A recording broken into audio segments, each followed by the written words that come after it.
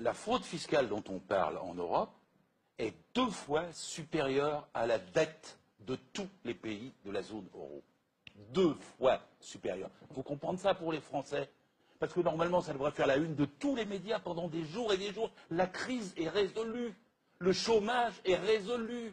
Nous n'avons pas besoin de prendre 9 milliards à la sécurité sociale, 11 milliards aux collectivités territoriales, de baisser de 50 milliards les besoins sociaux dans le budget prochain. Il suffit de reprendre l'argent aux voleurs.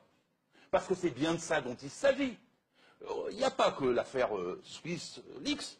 Il y a eu avant 168 journalistes offshore Leaks, il y a plusieurs années, qui ont mis à jour tous les réseaux financiers de la planète. Là, il y en avait 154.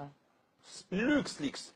Celui qui dirige l'Europe aujourd'hui, on ne va pas parler des Belges, on va parler des Luxembourgeois.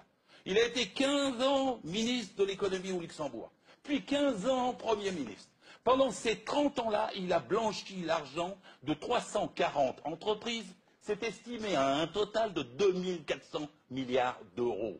Parmi les 340 entreprises, il y a 58 multinationales françaises qui, au lieu de payer l'impôt à notre République, de permettre qu'on aide les chômeurs à avoir du boulot, de permettre qu'on ait de meilleurs hôpitaux, de permettre qu'on ait de meilleures écoles, ils trichent au Luxembourg avec la complicité de Jean-Claude Juncker, lequel dit aux Européens « ayez un budget en équilibre, les yeux dans les yeux, comme Cahuzac, ayez un budget en équilibre ». Et il leur dit « ne dépassez pas ». Pendant qu'il triche et que c'est lui qui fraude sur le budget qui permet qu'il ne soit pas en équilibre. On est quand même dans un système inouï. Je ne sais même pas comment les peuples européens ne se révoltent pas face à ça. C'est dans leur poche.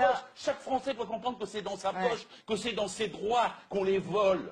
Et ces 58 entreprises multinationales, on les dit toujours vive l'entreprise. Mais celles-là nous prennent nos sous.